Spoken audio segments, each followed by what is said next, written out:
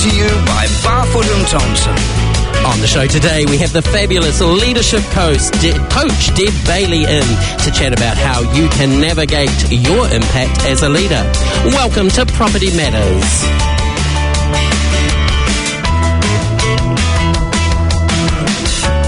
Welcome along to another Monday. We're into December if you are listening live. Have you got your Christmas shopping started? I've got a fabulous daughter in Melbourne that's messaging me her Christmas list that is growing by the second.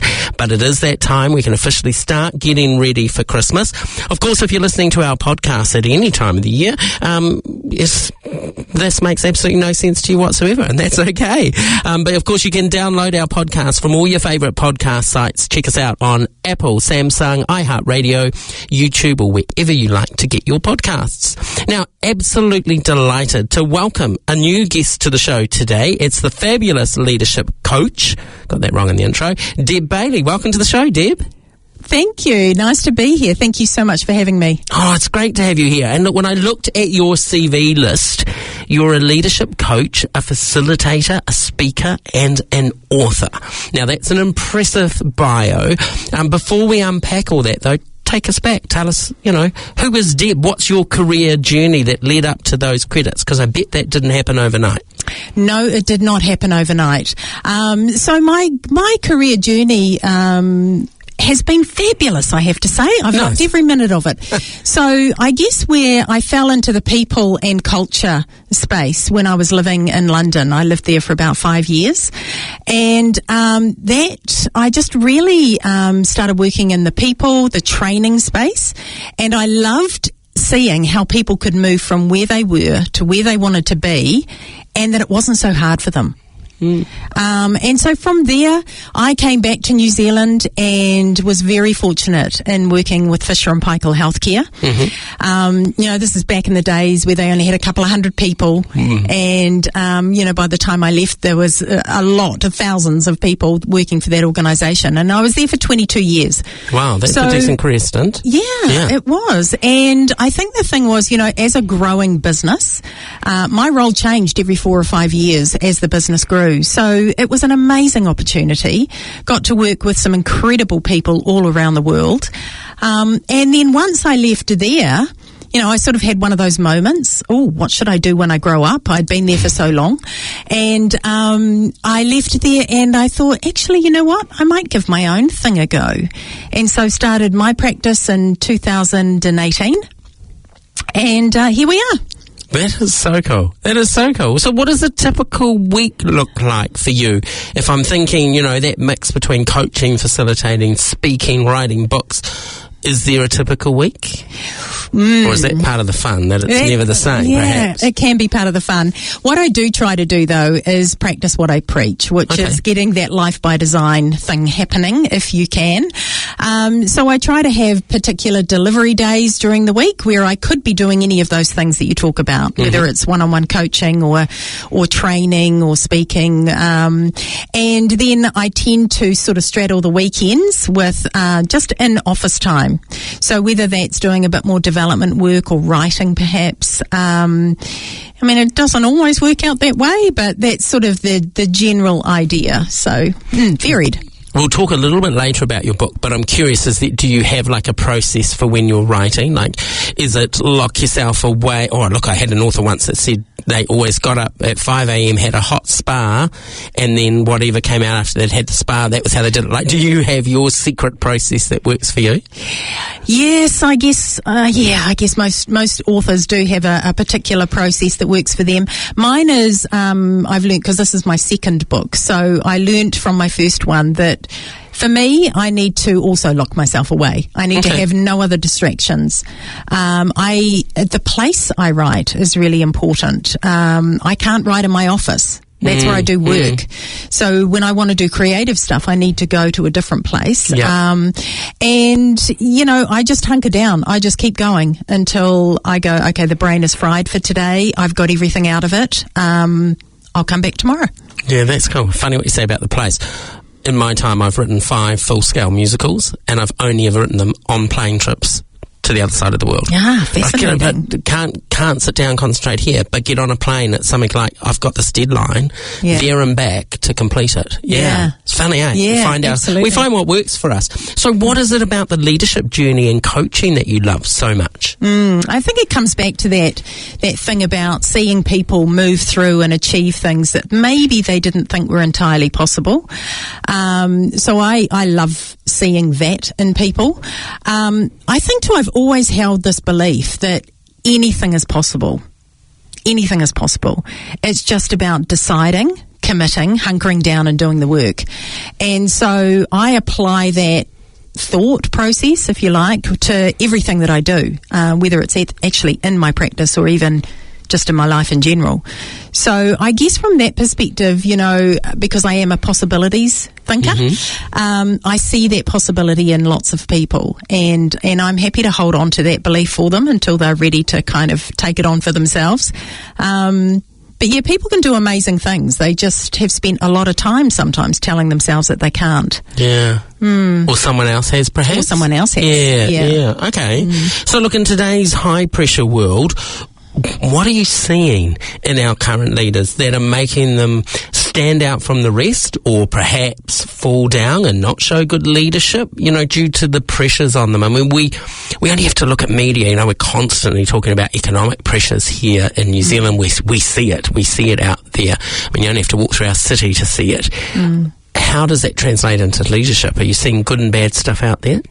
Yeah, I think where we see good leadership or great leadership, what we see is a leader who knows that often their success is going to be through the success of their team, which has a very different energy to it, right? As opposed to a leader who's kind of maybe just, pulling or leading from the front. And so I think where a leader is able to understand and connect with their people more, I use this phrase with all of my clients, which is, what I'd like you to think about is ask more, tell less. And I think if we can apply that principle in our leadership, and we're the leader of a team, ask our team members more about the project, the challenges, the whatever it is, before you jump in with what you think is the solution. I think that is a challenge that a lot of our current leaders have, particularly emerging or first-time leaders. I think because, they found themselves in this leadership role, they feel they have to have the answer to everything. That's why they've been chosen. And it's not the case at all. So it's how they will actually get the solutions through the people around them. I love what you just said, that their success is through the success of their team. Now, I lead a team. I've got 18 in my team, but I'm guilty of getting busy in my own world, my own projects. What advice do you give then to make sure that you are finding time to get back to your team if that's such a key success point? I think it's layered. I think the first thing for all leaders to realise is you're not going to do this on day one, right? You are not going to shift from perhaps being someone who delegates, for example, to team members by telling them what to do, by telling them how you would do it, and then sort of leaving it with them. And we see that's a pretty common approach to delegation, right? Yeah. Yet, how many times do we then, when the deadline is a couple of days out, do we see leaders swooping back in? Yeah. It's not done the way they want or anything, so they whip it back off their people. So I think it's about, as a leader, connecting and knowing your people. I remember doing a workshop with a group of leaders down in Christchurch, and they were all telling me how they knew all of their people. It was fabulous. And I gave them this little exercise to do where they basically I said, awesome, go through and complete this little sort of template document about what you know about your people. And after them, I think all of them were in that position of going, I thought I knew them, but actually maybe I don't know the things that would really make me leading this person a lot easier. What motivates them? Yeah. How do they like to be recognised? How do they like expectations set? All those types. And how different every member of the team is. Don't have one set of rules for your full team, because everyone is going to be so different on that journey. Yeah, absolutely. Yeah. No, absolutely. I love that. I love it. And leaders, we're all humans. they've got their own lives going on before they even walk into work. What advice do you give to a leader on refocusing on their team no matter what's happening in their world? How do we leave our world at the door? Yeah. Can we truly do that? I don't think we can. I'm not a proponent of that, I have to say. And, my approach to leadership is a very holistic one. We are one person. So what's going on in our personal life, of course it's going to have an impact on what's going on in our professional world and vice versa. So I think, one of the keys is to get really clear on what is in your current world. How much of your, what I call finite resources, time, energy, focus, money, how much of that do those things consume? And are they the things that are really important to you? So career is generally a key component of most people's, what I would call your life plan, right? You've got all this stuff going on. And so it's making sure that, again, you're not trying to be all things to all people. You're not trying to do it all yourself. You understand the key things for each of your people, like we just talked about, and that you focus on the things that matter most. Everyone would probably say they've got a to-do list with 20, probably more, things on it, right? But not all of those things are important and maybe don't even need to be done. I love that little exercise of, instead of creating a to-do list, you create a to-don't list. What am I not going to do? And just flip it on its head a little bit. Okay. This is coming from the person who watched me go through my to-do list before we went on air today. Now I feel very conscious. What does leadership coaching look like? So describe a typical session or how you tailor it to suit a different leader's needs, because I imagine every leader's different. Yes, absolutely. So, interestingly, my first book it's called Inside Out, Why Leadership Starts With You. And I come from that place of, the more we understand how we play our inner game of leadership, and you're right, that's going to be different for every single leader. But the more we understand how we do that ourselves, the better and the more impact we're going to have on our outer game results. Because it's all about how we interact with those results, right? Whether it's building a team, creating a strategy, or delivering. So in terms of a typical process, that book was my COVID response. I had a lot of leaders at the time going, how do I do this leadership thing now that I'm not in the same building as my people? And so that book effectively would be my coaching process from woe to go. But it never works out that way. That's not how we do it in real life. When I'm working with someone, we'll always have a plan. We always have a plan. We're always very clear on the outcome that we're trying to achieve. That's really important. But at the beginning of every session, I will ask the person I'm working with, what's going on for you today? What would be the best outcome for you today? Because if you've just had a team member have a major meltdown, or if all of a sudden this new project's come in, me talking to you about the thing we had scheduled is not really going to work. No, it's perfect timing to deal with those issues in hand. Yeah. But that also would make your role quite exciting, because you don't know what you're coming to every day. Yeah. Do you have some success stories, all those moments where you've walked out of a session going, that it really worked today, it really made a difference? Oh, absolutely. Yeah. What triggers that for you? What's that moment versus a good session versus, that was brilliant? Yeah. So at the end of every session, I'm going to ask someone, what insights have you had today? What's stuck with you? What's in your mind right now from what we've talked about over the last hour? However long it is. What have they found has been of most value? And then, of course, what are you going to do? Because it's great that we've had this time together, but what are you actually going to do? So for me, I can often see it. It's a physical thing when someone gets it, or when they've had the light bulb moment. So I can often feel that in a session. And then it's following up afterwards, and they might reach out to me, or I'll be following up with them, and they've gone away and tried the experiment that we set, or that they identified. They've given it a go, and they've had some wins. or they've even, figured out what doesn't work for them. So it's those types of things, and particularly where a leader thought that it was going to be really hard and that they couldn't do it. So yeah. Do you balance, or how do you balance, I guess, driving a conversation when you're coaching versus perhaps just asking those key questions to let them drive it?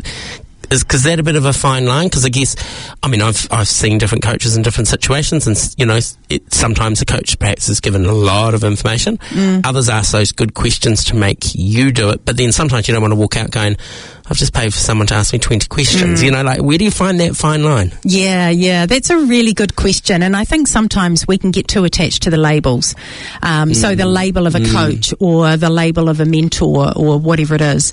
At the end of the day, I'm there to, which comes back to that list of things that you read off at the beginning, all the things that, it looks like I do a lot of things. But what that means is when I'm working with someone, I could be in a coaching session, but we might need to have a training moment where I'm introducing them to a new framework or a tool or something like that. And so we flip around depending on what the person needs. At the end of the day, that's the most important thing, that they get what they need out of that session. And the next most important thing, equally important thing, is that it's something that they can go away and do something with. I don't really want to just sit there and talk for an hour. I want there to be some really practical shifts that happen post-conversation. What would be your sort of, if you were writing the infomercial for your coaching, what would you say are the key benefits for a leader to be coached versus perhaps just talking to colleagues at work? And second part to that question, is it good for new leaders and experience? Should it be everybody in that mix? Yeah, I'll answer the second bit first. Yes, it's useful for everybody. And yes, I'm completely biased. But I think, at the end of the day, if we look at a lot of professional, whether it's sports people or, largely sports people is a good field to look at. They all have coaches, and they don't just have one. They have coaches for everything, right? We are seeing a subtle shift in business around that. But I believe that for most people, emerging leaders, yes, they need to build their toolkit. So doing training courses and gathering those tools can be really, really useful. The more senior you get, it's not so much what you do, it's the way you do it. And so, I use a lot of diagnostics and things like that in my practice, where we cut through it all and we get to really what could be contributing to what's going on. We have emerging leaders that need kind of both, and with senior execs, it's a bit of understanding again how they're playing their inner game and how that's impacting on the results that they're getting. That senior leadership too can sometimes be quite a lonely journey. So having a coach that's external, you're not, giving away trade secrets or mentioning anybody you shouldn't mention. It gives you that neutral ground to actually have a conversation that perhaps at a senior level there isn't anyone high enough for you to go and have a conversation with. I imagine it fills that need as well. Absolutely. It fills that need, and it also fills the need of, unintentionally, I think we often set our leaders up to fail. And I do say we do that unintentionally, right? What often happens is, someone will go into a leadership position, we'll go, here's your team, you're going to be amazing. We'll give them a pat on the back and off they go. And that often leads to this thought process in leaders that they have to have all the answers. And we keep saying how great they are and how they'll figure it out and all this kind of stuff. And so we're sort of taking them to that place where they feel they need to know the answers, or they should know the answers, and maybe they're afraid to ask for help or to say, I don't know this. Now, it depends on the culture of the organisation, right, as to how we define leadership, and whether, I don't believe in failure. It's all just a learning opportunity. If it didn't work this time, we're going to try something different next time. So it's sort of setting people up so that they can be successful. And everyone is going to be different. Everyone's needs are going to be different. You know, there's a lot of statistics out there, and I'm a trainer, so, you know, I'm probably shooting myself in the foot here, but there's a lot of statistics out there that tell us that, you know, classroom training on its own, which I don't do, by the way, but classroom training on its own very rarely transfers into the workplace. Yeah. People really struggle from going from that controlled environment now and back into the workplace with all the pressures that were there before they left, and now they've got to try and do this new stuff as well. You know, it's often difficult for them to actually figure out how to fit that in, and the to-do list has just got longer. Yeah, totally. Coaching's far more vibrant and responsive to the current need, where a lot of facilitated courses or online training, etc., it's very generic, because it has to be, because it doesn't know who's going to be hitting play on that button. Yeah, and I love that about coaching, that it can be so specific. Have you got sort of favourite coaching stories like that successful moment, or favourite story, or perhaps worst examples? What is it that always plays in your head? Yeah, I guess I'm thinking of a particular leader at the moment who's sort of responsible for New Zealand in their organisation, and they stepped up into that role. It was a succession plan, right? And you know, I think what's happened over time is we overcomplicate things. We think because we're moving up in an organisation that the leadership has just got more difficult. And so I spend a lot of my time sort of bringing it back to the practical simplicities. Leaders already have enough going on in their world without me going and making it more complicated for them. That's not my job, shouldn't be my job. So this particular leader, I remember in our very first session coming away, they had a specific thing that they wanted to be able to do differently. So I shared some tools, and we had some conversation around that and how, you know, they could make this work. And at the end of it, when we were having those reflective questions, they said to me, "Oh my gosh, I didn't realise, man, I've been making this really complicated. That is so practical, and I can see how that could work." So I think that's always one of the things for people to just be mindful of. Doesn't matter what you're looking at in the leadership space. If someone's trying to make it way more complicated than it needs to be, just be alert to that, because I don't think it has to be. Yeah, absolutely. All right, let's turn now to your book, Navigate Your Impact, How to Achieve Goals That Really Matter. This is your second book. What made you decide that you needed to put pen to paper on this one? Now, that's interesting, because it wasn't the book that I was writing. I was actually writing another book, and then just with some life circumstances, I decided actually the passion book in me right now is this one, Navigate Your Impact. Okay.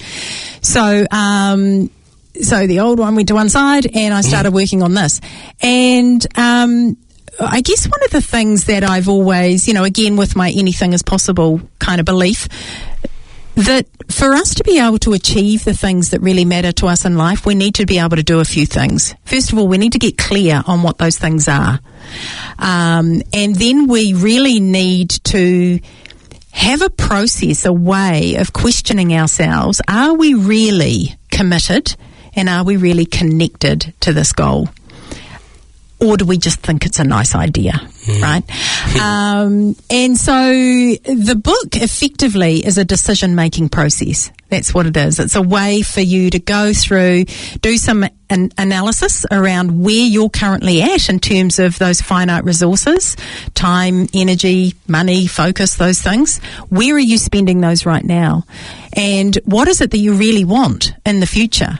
And what does that require? And what's the gap?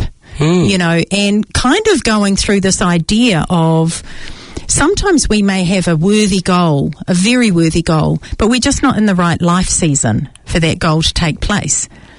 A good example of that is that for me, back in 2010, I watched the movie The Way with Martin Sheen, a brilliant movie about the Camino in Spain. And I thought, man, that would be an amazing thing to do. But in 2010, I had 2 kids under the age of 10. I had the big corporate job, and it was like, where am I going to find time to go and wander around Spain for a couple of months, you know? So I just put it to the side. So knowing that maybe there might come a time where it's the right time, it's the right life season for that to happen. So I've only just been back. Brilliant. 5 or 6 weeks, 2 months. My partner and I, we walked across all of Spain, nearly 1,100 kilometres in 48 days. Wow. So, but it was just because I got to that place. And I think a lot of us... But didn't mean you couldn't have the goal in the first place. No. It's just being realistic about when that goal might be fulfilled. Yeah. Yeah. Yeah. It's interesting. Sometimes I'm working with leaders and they go, I want to do an ultra marathon or something like that. And we unpack and have a bit more of a conversation. And they've got 3 kids under 5 and they've already got the big job and they're not even getting to the gym. So it's like, really? Let's have a chat about this. Yeah. What's realistic for now? And let's not lose that goal, because I think, if that's something that motivates someone. But could a goal now just be getting to the gym once or twice a week and looking at your life schedule to make that fit in? That fit in. Yeah. So sometimes we just want to try and, do too much. Who do you think you've aimed this book at? Who should pick this up off the shelf? I use the term leadership very holistically. So you don't have to lead a team to be a leader. We're all leaders of ourselves.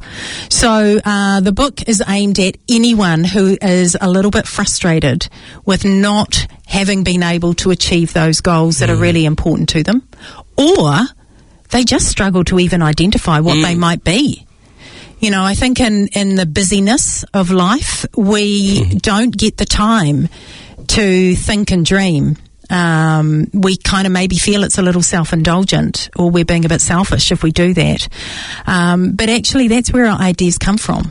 Yeah, so how important is it to set those goals? How important is it to have goals and be able to articulate them? Yes, and then to be able to go through that decision-making process around, is that a goal for now? Or is that something I will revisit in another life season? And feeling okay with that. I think sometimes what we find is people will identify a goal. Unfortunately, often on New Year's, I'm not a fan of New Year's resolutions. And then within 2 weeks, they've already fallen off the wagon.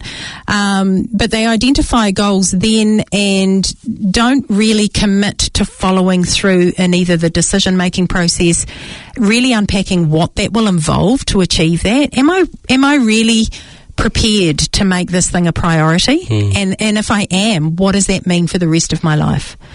Because you can't focus more on career without it impacting another part of your life. So I talk in the book about, I represent a life plan as a circle, because I call it a pizza, because imagine you're going to take a slice of your pizza, which is your career. Now, if I make that bigger, I still have the same amount of pizza. So I've got to make some decisions around, how that priority is going to impact other things. And am I okay with that?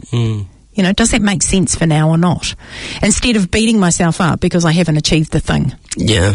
And then remembering to celebrate. I don't think as Kiwis we're good at celebrating ourselves, or celebrating that you've reached a goal that might have been just something that you'd set yourself. Yeah, that's absolutely. So important. Yeah. There's a great book by Dr. Benjamin Hardy and Dan Sullivan, I think it is, called The Gap and the Gain.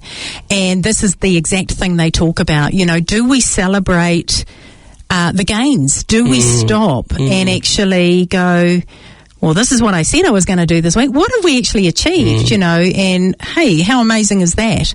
And there's lots of ways to do that without it feeling icky, right? I think I'm a great journaler. There's so much value in journaling. And, one of the second question I ask myself every day is, what were my wins from yesterday? What when I look back on yesterday, am I pretty proud of, actually? I thought it went pretty well. Before I get on to what's my focus for today. Yeah. And I think we're so tuned in to jumping to the what else can I add to this to-do list, that we kind of, we lose sight of what we've already done, where we've come from. And that's really important. I had a lovely manager once that used to literally make us, as we got to our front door at the end of the day, before you put the key in the door, text me 2 things you're proud of from today. And you can't open the door till you've done it. And then when you open your door, just focus on your family. Yeah, and it was really nice. And it was kind of that switch off moment. Yeah, it was really cool. Yeah. Can I talk a little bit personally now? You dedicate your book to your late dad, who I understand passed away as you were writing this. What inspiration did he bring into your world and book, and how's that kind of infiltrated its way into navigating your impact? Yeah. So actually, that was one of the life events. It was my dad passing away that switched me from the book I was writing to this one. And my dad had a huge influence over, I guess, my professional career. He was the one that I looked at that he just always seemed to be able to achieve stuff. You know, and I didn't really understand how he did that, but I did try to sort of copy him. And learnt a lot along the way, because there were things that I thought he did that he absolutely didn't do. And so, you know, he was always there, I guess, as that role model for me, around someone who really did demonstrate that if you put your mind to it, get clear, decide, and then be prepared to do the work, you can achieve anything you want. And so, I guess that's where that's come from for me. Yeah, that's lovely. You know? Yeah. So, yeah. You've broken your book down into 3 parts. Can we just quickly overview each of the 3? Firstly, the decision-making journey. What's your thoughts behind that? Yeah, so I put that up front for all those people with the really long to-do list that don't have time to read the whole book. So, you know, the to-do list, it takes you through the steps. It's a recipe. It's a way of considering your goals, you know, to get clear on what they might be for the future. So that's what that process is. And it's laid out in that, you know, it's a stop-go sort of situation. So it helps you do that. The second bit that's around reviewing and taking action focuses on a couple of things that I am always somewhat staggered that people don't do. And that is, people don't put time in their calendars to do their own goals. And if you're someone who's driven by your calendar, if it isn't in there, it's probably not going to get done, right? So that's simple things like even just getting the exercise in, whatever it might be, you know, setting meetings with yourself to actually do the work. You know, I often work with leaders who complain about other people, filling up their calendar. And I go, but have you blocked out the time? Oh, no. So, well, you know, maybe do that. And feel okay to do that. And feel okay to do that. And feel okay to go back when someone tries to book over and say, I'm actually busy at that time. My calendar is up to date. Please feel free to go back and have another look and find a time slot that will work for both of us. So what if you're listening to the show today and you're not a leader? Your role is different, but you've got someone that's perhaps setting those unrealistic expectations around goals or time pressures. How does someone safely speak up to their leader? Yeah. And look, that's going to vary for different people, because it comes back to the quality of the relationship, doesn't it? I mean, you know, again, like I was saying right at the beginning, for leaders to spend time getting to know their people. If a leader hasn't done that, it makes it really hard for a team member now to coach upwards and kind of have those conversations. It can be done though. And I think it's just about, you know, again, approaching the conversation not from a place of defensiveness, but actually going to a leader and saying, hey, look, you know, I know these are the projects I've got on at the moment. You've asked me about these couple. You'd like to get these underway. I'm more than happy to do that. But where do I find the time to do that? What would you like me to deprioritise in order to be able to do those things? I just need some help with what the priorities should be. And a good leader's got to listen. Yes. What did you say? Ask more, tell less. Yep. Mm-hmm. Yeah. So, I think if someone's been brave enough to have that conversation, I'm really hoping the leader's going to listen and tune into that. Nice.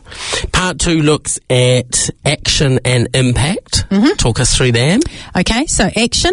Write it down. You got to write it down. You got to map it out. You got to schedule it. You got to get it in your calendar.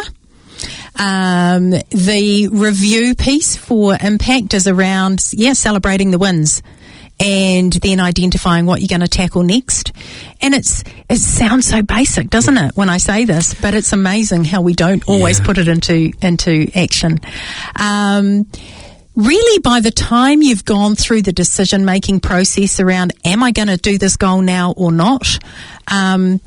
Your action piece is a to-do list, pretty much. Just make it happen, get it into your calendar, schedule it, review it. Have meetings with yourself. Yeah, I like that. Put your own meeting dates in. Take yourself out for coffee. Part 3 covers the overarching concepts and focus on our brain. And I love the head, the heart, or the gut brain discussion in there. Talk us through that. Yeah, so we call this MBIT, which stands for, this is going to sound very fancy pants, but it stands for Multiple Brain Integration Techniques. So there's a lot of scientific research out there that we have multiple brains. And the 3 most well-known and researched and documented now is the head, heart and gut. So head is the logical brain. Most of us are really familiar with our head brains. In fact, we spend maybe too much time in our head brains, but it's where we do our planning. It's where it's very quick moving. It's where our creativity will come from. The heart brain is to do with our values and our beliefs, and also how we relate to others, the emotions that sits in our heart brain. And our gut brain is it's where self-protection lies. It's where our identity resides. So I don't know if you've ever had the experience where maybe your head and your heart is saying, I really should do this thing, and your heart might be going, yeah, it feels right, it lines up with my values, and yep, I think that's okay, but you still haven't taken action. And often it's because there's either fear is residing down here, that's that self-protection thing. What are you fearful of? Or often it can be we're not quite ready to step into that version of ourselves yet. We don't truly believe that we can be the person who either achieves that thing or does that thing. So as a coach, it's sort of one of the accreditations that I hold. So I'm constantly calibrating when I'm coaching someone, looking at them, because their language, their physiology, all of those types of things will give me clues as to, is this a head, a heart, or a gut brain, or is it, multiple? And how do we move forward? So going back to your question about how do you ask the right questions? For me, a lot of that comes from that calibration with people. What is it that's really preventing them from moving forward? Brilliant. Nearly out of time. Couple of quick fires. Can leaders hit reset, like through coaching? Can they sit back and look at their own style of leadership and completely change? I believe they can, absolutely. They may need some help. Yeah, nice. And you self-published this book and presumably your previous one. Yep. What was your biggest learning from self-publishing? The biggest learning is always that the writing is actually the easy part. It's everything that comes after that is more challenging. But I like self-publishing. I like the freedom it gives me around content and distribution and those types of things. Is there book number 3 on the way? Because you mentioned the old book that you pushed to one side when your life events happened. Is that still in a drawer yelling, Deb, don't forget me? Yeah, well, there is that. But there's also now, lessons from the Camino going, Deb over that side. So we've run out of time. I want to ask about that trip. You'll have to come back and fill us in.